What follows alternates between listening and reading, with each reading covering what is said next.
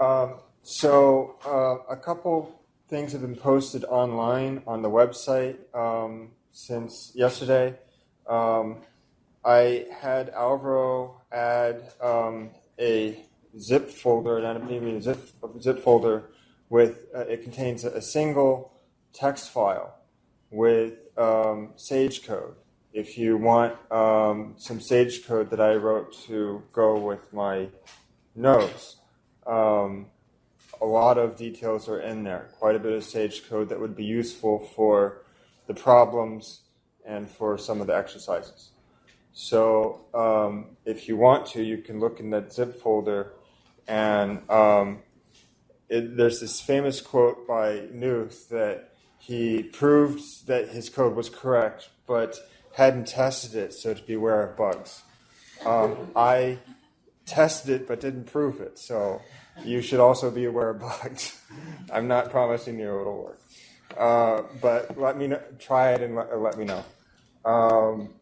And the PDF, I noticed a slight typo on. So you should, if you are using the PDF notes, you should look at the new version.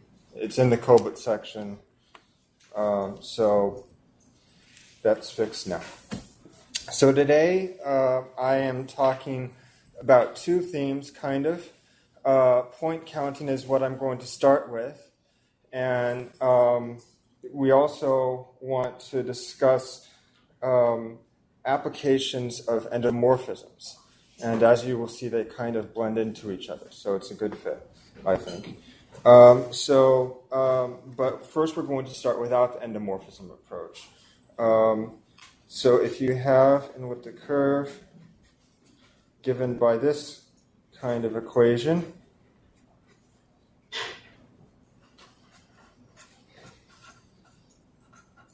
okay, so here we're already kind of assuming that P is odd. There is a pretty straightforward way to count points that's brute force. And this is not something you would want to do if you actually wanted to find points on curves with large P, but it is still occasionally a useful theoretical tool for proving things. So it's worth at least mentioning in that sense. So if you have F alpha equal to 0, well, we know that means you have a two torsion point, among other things. So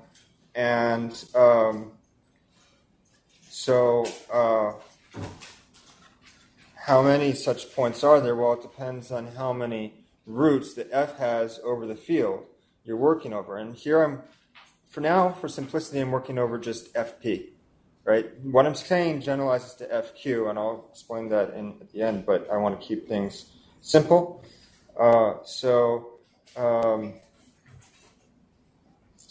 This is a point on E.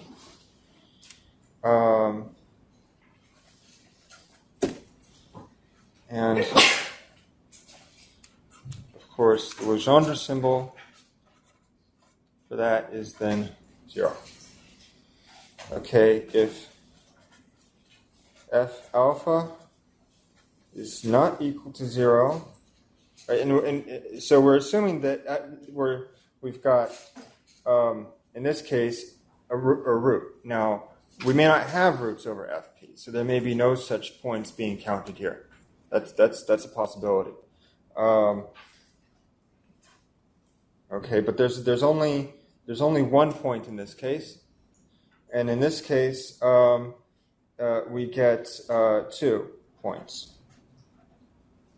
And F alpha P equals 1. We get 2 points if there's a square root.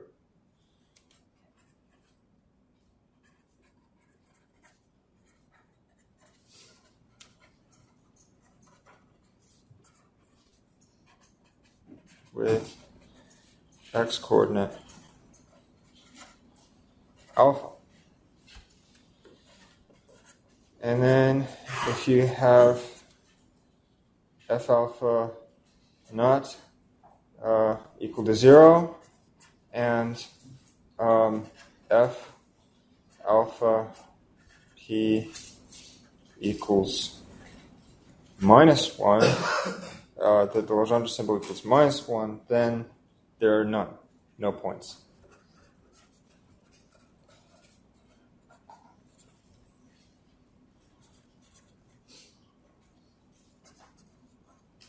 With x-coordinate alpha. All right, so those are pretty much the only options you can get for any alpha in FP that you want to plug in. And so you could just go through all of them. And you should also see that the total number of points in each of these cases is one more than the value of the Legendre symbol, right? So here the value is 0, there's 1 point. Here the value is 1, there are 2 points. Here the value is minus 1, there's 0 points. And we also have the point at infinity, which we can't forget. So then the total number of points, EFP, is equal to 1 plus the summation over f of x evaluated the Legendre symbol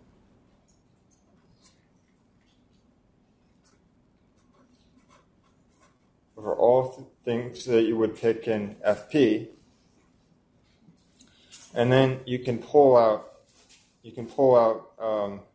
P1. So you get P plus 1 plus this summation.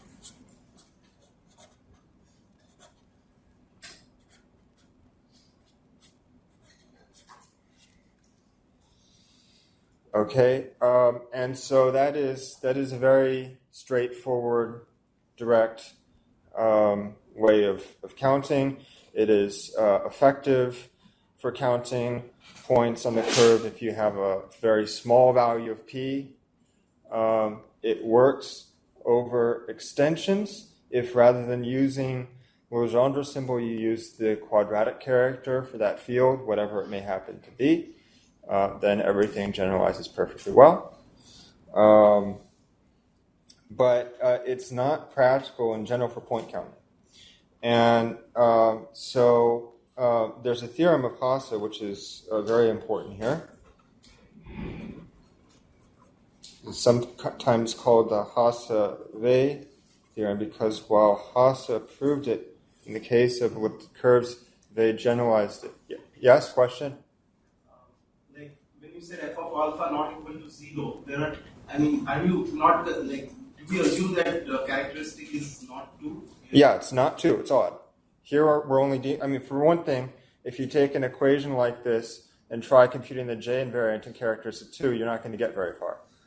It's not going to be. I think there's no such curve that's elliptic. That's for one thing why you need A1 and A3 in the case of characteristic 2, so you can get curves in characteristic 2 to talk about. Odd characteristic, and we're assuming that alpha, at least when you're using the Legendre symbol, that you're picking alpha in FP, and if you want to generalize to FQ, you pick the quadratic character for FQ. And that's one point where I wish I had more in my notes, is that I fell short on the amount of information I put in there on characters. So, Hasse, so this theorem, Hasse proof for elliptic curves, they generalized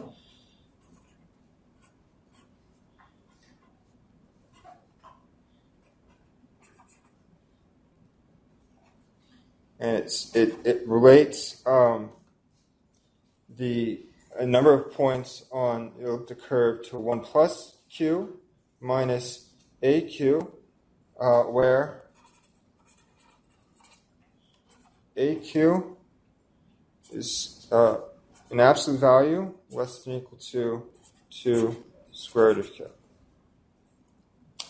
And so you see that this 1 plus q reduces to this p plus 1 in the case where you have p equals q. And so this summation is equal to the negative of that. That's not a very useful way of thinking about AQ, though. We would prefer to think of it as being related to the Rubinius, as you will see.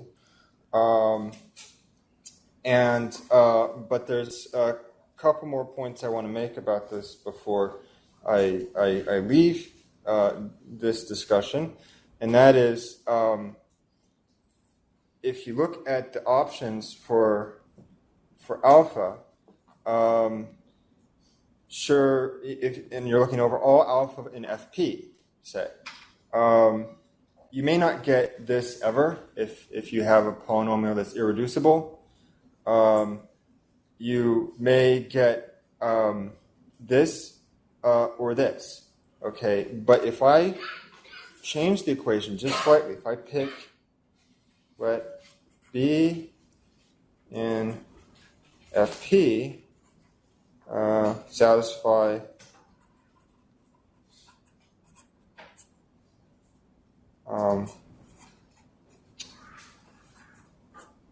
let it be a non-residue, okay, and non-quadratic residue. So you have B, if you have B y squared equals f of x now, that's what we call a twist of an elliptic curve. If you are looking at this over, if we had this sort of thing going on over, say, the rationals rather than FP or FQ, you would have effectively infinitely many options with different discriminants. You just pick a prime, for instance, and you get all sorts of different discriminants there, effectively. But in the mod P world, you can basically, because of the structure of the multiplicative group, by a change of variables, just turn in one non-residue into another. And so up to rescaling of the variable, there's really only one choice. And so there's effectively a curve like this over FP, where P is odd, or one twist up to rescaling. And any x coordinate in FP is going to belong to at least one of those curves, and it will belong to both if and only if this first condition is satisfied, because it can't be, you can't have this be both a residue and a non-residue. So the only overlap occurs in the case where you have the two torsion, right? So that is a very, very critical fact. I'm not going to discuss it more today, but I might say something about it tomorrow. It's a very critical fact in Bernstein's argument for why we can avoid sending y coordinates altogether when setting up elliptic curve cryptosystems. His argument really hinges on this detail about having only two options for the elliptic curve course with a corresponding x coordinate. All right, trace of Rubinius now. So this AQ has interpretation in terms of a trace in some sense. Now, where this trace is coming from is an action of Rubinius on a vector space or a module. If you have a matrix, the trace of the matrix is just the sum of the coefficients on the diagonal, and you can, for a 2 by 2 matrix, of course, it shows up as the negative of the linear coefficient, and so there are various ways you can calculate this. If you were to have not just L torsion, but L power torsion for some prime L, different from your prime P, which your curve is defined over, different prime, then you can get an action on this very large module generated by some kind of basis, if you like, and get a matrix and look for the trace that way, and it makes perfect sense then.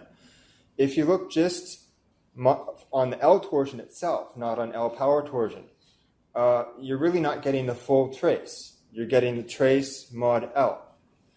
But what was realized by Scove was that you can use the mod L information to sort of piece together the full trace by the Chinese remainder theorem. Okay, so you could go up into this tower of L power torsion and compute the trace on by working directly on, say, the tape module. But Scope's approach is to not go up a tower, but to look at the different primes L and weave them together via the Chinese remainder theorem. I have a theoretical discussion about that in the notes. What I'm going to do, or try to do, I might have to skip some steps because it's sort of long-winded, but I'm going to try and work through a relatively small example with reference to some Sage code, or mixed Sage and human code. You say human code? Yeah, human code. As in stuff that Sage would not recognize, like actual exponents instead of hats. Because I don't want to write hats. It looks ugly when you write it on paper. Yeah. Okay. So my example is this, all right? So we're going to do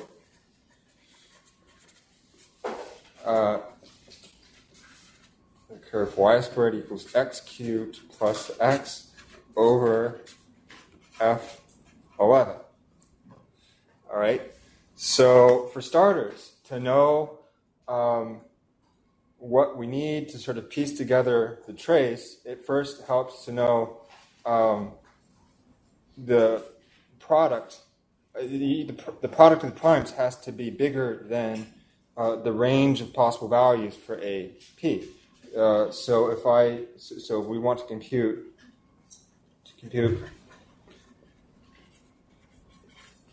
E f, the number of points on E and f11, we have p equals 11. So that implies that AP, or if you want to, you can write as A11, is less than 2 times the square root of 11, which is approximately 6.63. Right, but there's an absolute value there. And so the range of values that A could have is between minus 2 times the square root of 11 to 2 square root of 11. So you need to sort of double that value because the interval, okay, so AQ takes values in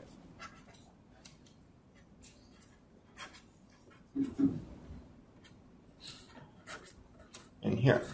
Okay, so the trick is that if we determine AP mod M for M larger than the length of this interval, then we have determined AP because it can have only one representative in that interval. And so we need M to be greater than this, which means we need to choose M to be larger than 4 times the square root of 11. So 4 times the square root of 11 is approximately 13.27. Okay, there are multiple ways you could do that. If you wanted to do that with just primes themselves, you would need more than, well, you could use larger primes to do this. You could do it with just one prime, effectively, if you wanted, if you chose it bigger than 13.27. But it's standard in Scope's algorithm to take small primes, of course. And to do it systematically, you would do like 2, 3, 5, so forth. But I'm going to cheat a little bit. for this curve and for Montgomery curves in general, it's reasonable to get divisibility mod 4 easily. So we really only need primes, a prime. I'm going to do a prime bigger than 13.27 over 4. So I note that 4 times 5 equals 20 is bigger than this, right? So if I determine the result mod 4 and mod 5, I win. All right, so P equals minus 1, 2, minus 1,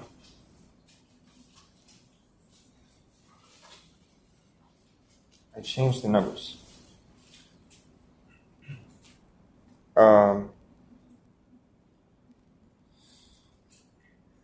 Right, so that's right. So minus 1, 3 is a point on E. Right, this is over F11. So minus 1 cubed plus minus 1 is minus 2, of course, right? Well, 9 is 2 less than 11. So you have 3 squared giving you 9, and that gives us a point on E, which turns out to have order 4. Okay, if you look in the exercises, I ask you to show that minus 1 and 1 are both x-coordinates of 4 torsion points, but generally over FP, only one of them will occur using the assumptions I put in there. So so it has order 4. I'm not going to prove that because that's an exercise. So what that means is that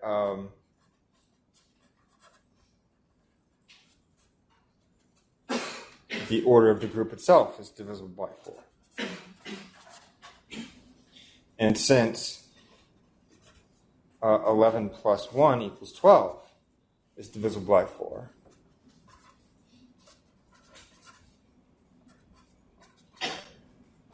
so AP is.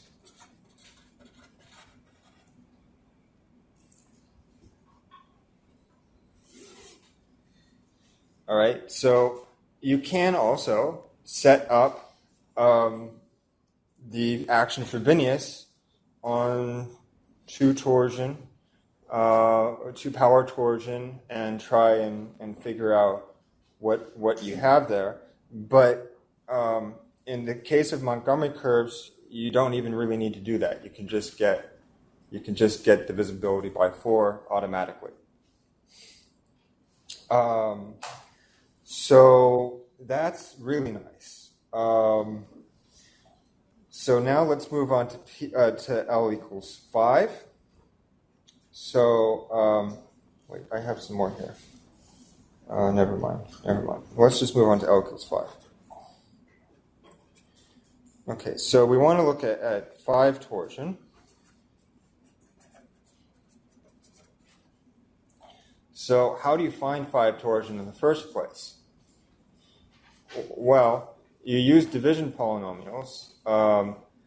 Scope's algorithm does this construction where you don't actually, well, if you actually implement it, you work in polynomial fields, and you do polynomial arithmetic reduction with the division polynomials. But to work things out sort of computationally with the help of Sage to wrap your mind around it, I'm doing it with roots, actual roots, and extending the field. So, but that means, first of all, we need to know how to compute the division polynomial. And I give you general formulas in the notes, but the Sage code is really easy. E dot division underscore polynomial 5 dot factor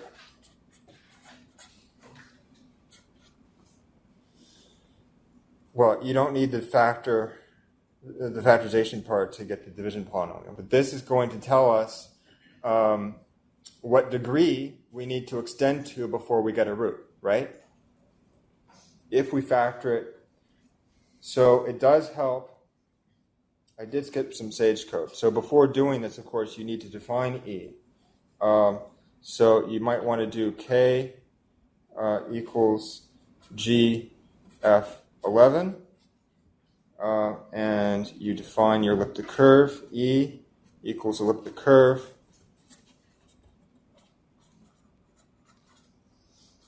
K, comma, the vector with the A values in it. 0, 0, 0, 1, 0. That goes in the vector. Okay, and so then you can do this, right? So that's all you really have to do first is define the field, the elliptic curve, and then you can factor the division polynomial. Okay, and the output is 5 times x squared plus x plus 6 times other quadratic factors.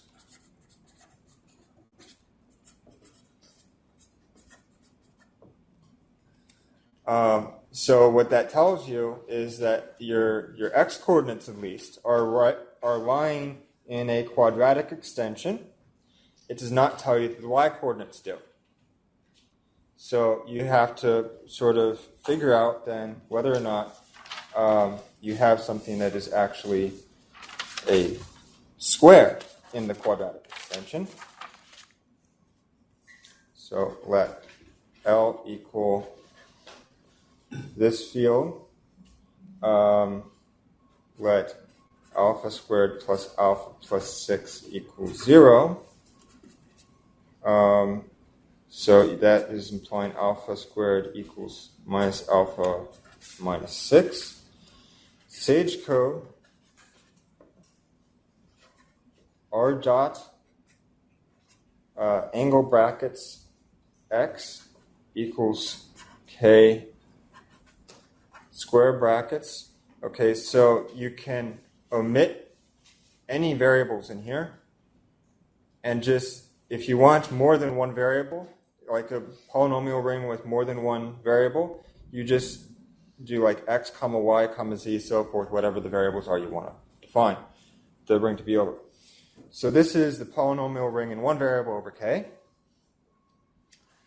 And you do L dot A equals K dot extension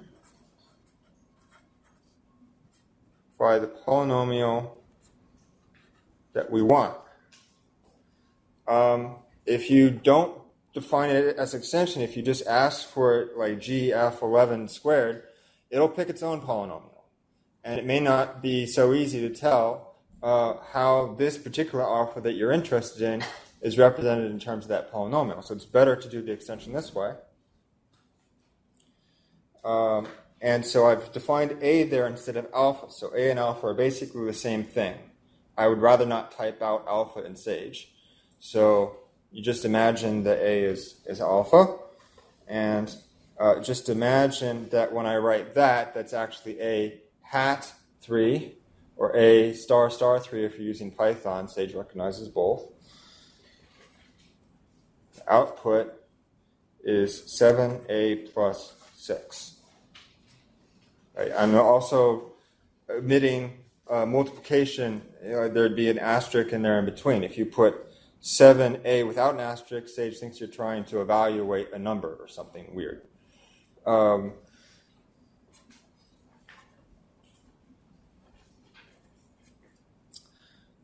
Okay, so if you do is square, this is an underscore, is underscore square, it'll tell you if it's square in that field, and the answer is false. Right? So just because the division polynomial x coordinates are in a field does not mean the y coordinates. So you have to, in order to get an actual point that is a 5 torsion point on here, you actually have to go to a quadratic extension of this. You actually have to go to the 4th degree extension. And so I'm going to do R1 as a new ring dot Y is a polynomial ring over L. I'm going to define M dot B as L dot extension y squared minus a cubed plus a. The right number of parentheses in there is supposed to be 2. All right, so if you then ask Sage, what is b squared? Well, lovely. It tells you that it's 7a plus 6. So now you have a square root, and your point is AB. AB is a point on E over F11 to the 4th power. Okay, so you can then change the field over which E is defined, and I'm going to give it a name. I'm going to call it E1 equals E dot change ring M. And so then that changes the base field, base ring of E to this extension. And so now that I have the extension, it will not complain if I try and define this point. It will check that AB is indeed on E, which it is. It recognizes that, and so it doesn't complain. Oops, E1. And so that gives me a point P, which I know by construction has 5 torsion. I tried actually computing the order of P, and Sage complained. I do not know why. It seems bizarre to me that Sage would not be able to compute the order of this point defined this way. But in any case, we don't need that because we did this by construction. We know it has order 5.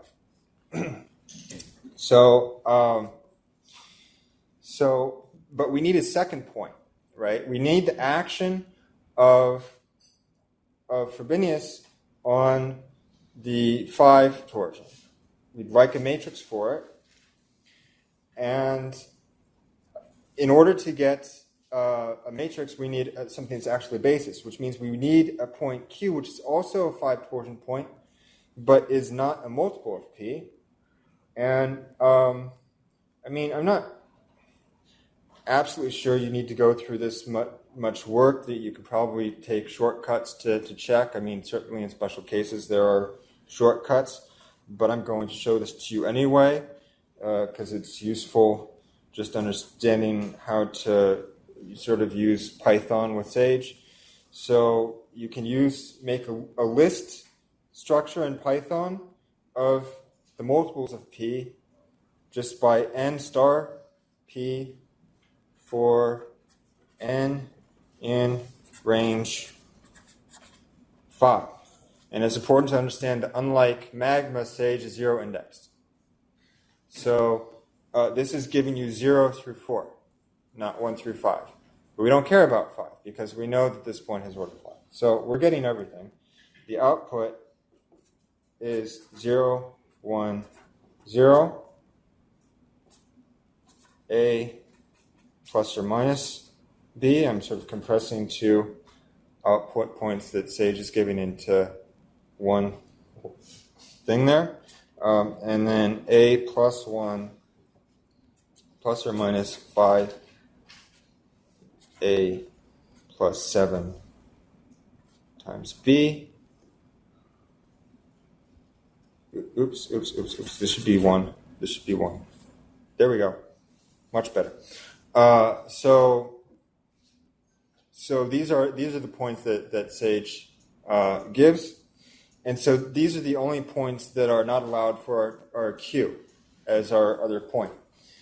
So the easiest thing to come up with another point is to get Frobenius to act on T. Right? I think you should pretty much expect that when you act with Frobenius on T, at least since L is different than T, little L is different than 11, 5 is not equal to 11, that the point you get Q is going to be different from these. I think it's something you can pretty much expect by invertibility. So Q then, So what you have to do is, of course, you're computing A11, B11, right? So that's going to be a point which is going to be different from any of these, right? We're working over in characteristic 11, so the Frobenius is raising those to the 11th power, right? So this is what I want to. So I define Q, my point Q, to be this. And I mean, it's pretty much automatic. This is not going to be in here. So I don't think you really need to do this step if you construct your point Q this way and you're really careful.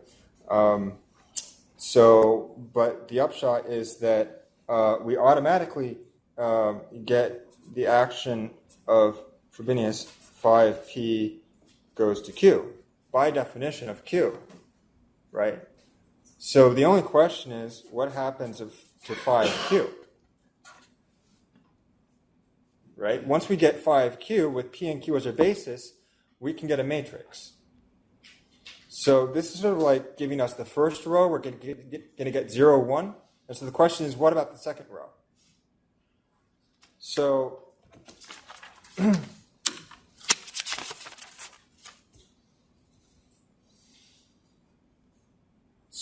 if you compute what A11, B11 is, it ends up being the point 10A plus 10,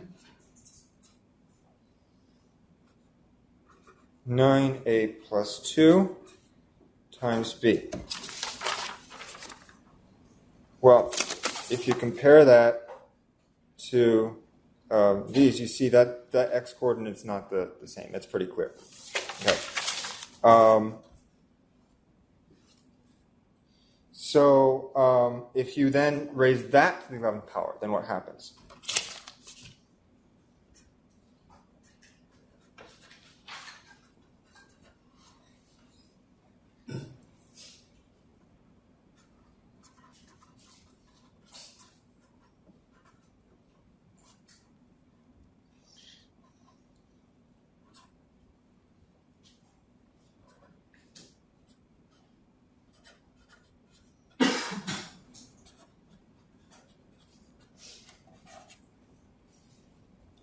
You get something really nice. You don't even, in this case, have to bother checking linear combinations of P and Q, which you might have to do in general. Okay? So the matrix we get is this.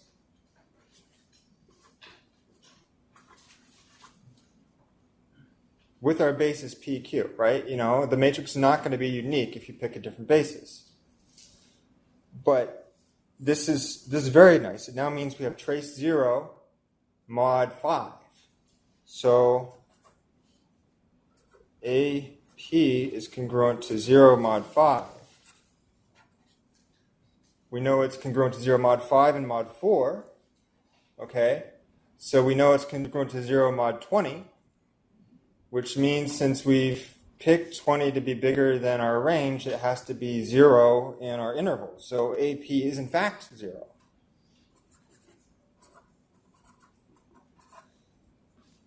And then by Hassa, you get 11 plus 1 minus 0 equals 12 as the order of as the number of points in E on E over F11.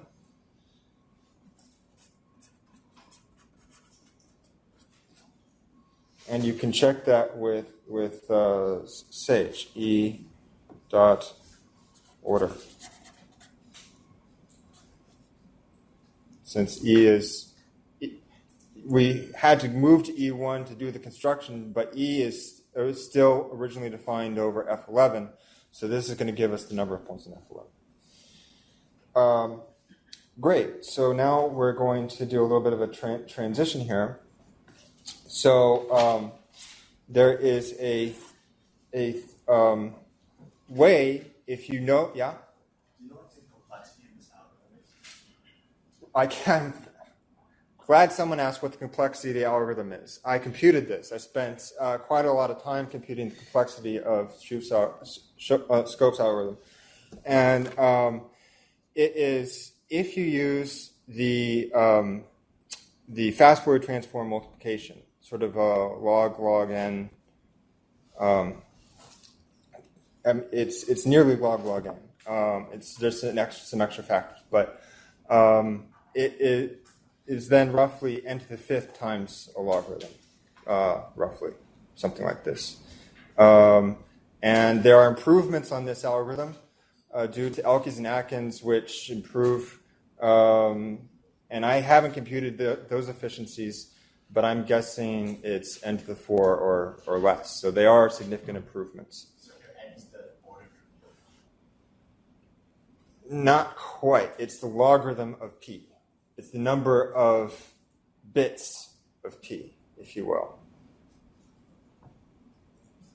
So it's what we call a polynomial algorithm, and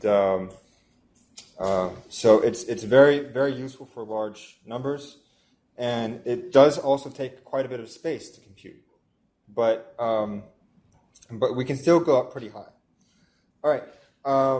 So if you have an elliptic curve defined over FQ, so if E is defined over FQ, and if you have already computed the trace of Rubinius over FQ itself,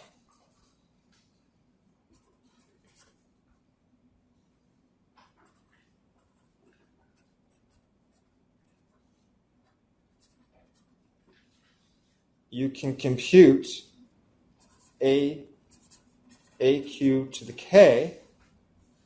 So if you have x squared plus minus AQ x plus Q, that's the minimal polynomial of Frobenius. All right, so this is satisfied by Frobenius. And you look at alpha and beta complex roots of this polynomial. Then you get AQ to the K as alpha to the K plus beta to the K. So what that means is you have an easy way of computing the number of points over an extension once you have the trace of Frobenius correctly computed over the base field. And so that also is improved. It means that you don't have to sort of recompute every time you want to go to an extension. It's really nice. And there's also a way you can do it by a recursive formula. This arises sort of because the connection with modular forms.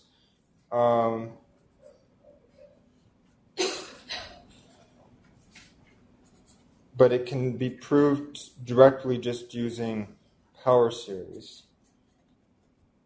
And so the thing is with modular forms, so this is for K greater than or equal to 1, say. But with modular forms, you would usually define A1 to be 1.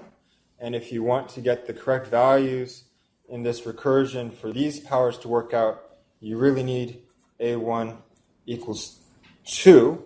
By plugging in k equals 0 there, you see I get basically 1 plus 1 being 2. So it meshes well with this formula, maybe a little bit misleading in terms of the connection with modular forms. All right, so I think I have only like 5 minutes or less left. I'm going to have to abbreviate what I am talking about Koblitz curves, but I have the complete example in the notes, so I'm going to at least define Koblitz curves and sketch how this works. So here is the definition. So Koblitz curves.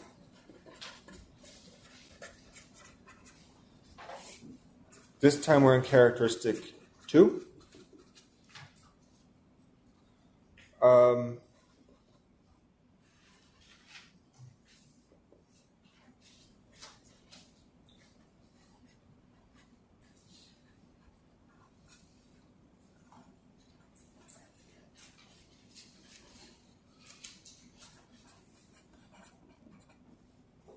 It's a very small family, 2 curves. Change the value of A. It does give you a different number of points on the curve, but I mean they're basically very closely related. They just have opposite trace. So you know the minimal polynomials are very similar. I'm going to focus on E0. So E0, here you don't even need Scope's algorithm. You can just plug in. You get 4 solutions. So that means that A2 is 2 plus 1 minus 4 equals minus 1. And so you get the polynomial x squared plus x plus 2 as the minimal polynomial for phi.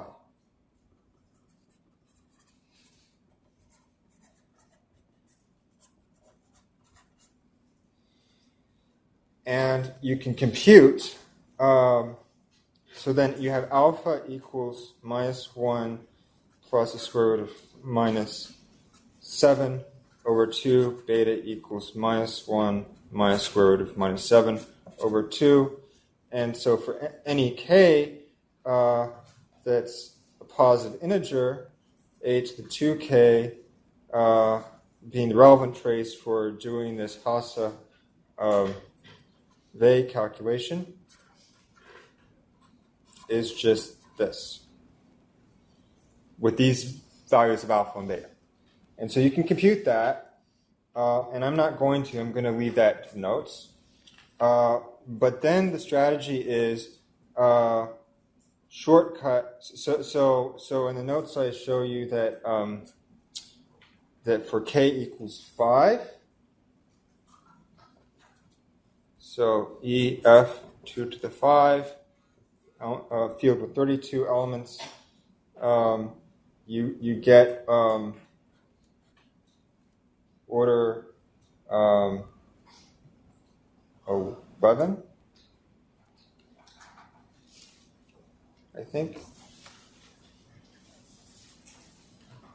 or maybe 11 times 4. Anyway, there's a point P has order 11 on E0. The point P in question is alpha cubed plus alpha squared plus 1, alpha cubed plus alpha plus 1. And so the trick is you want to say compute 6P. How do you do it? you represent 6 in base 2.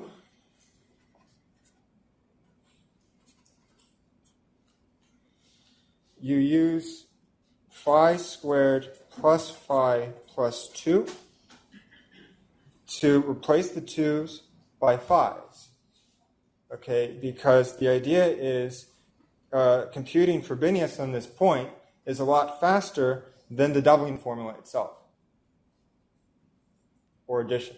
And so it reduces the amount of doubling and addition on the curve, but does not completely eliminate it. The key thing to realize is when computing with this, these pluses are addition on the elliptic curve when you have Rubinius plugged in, all right?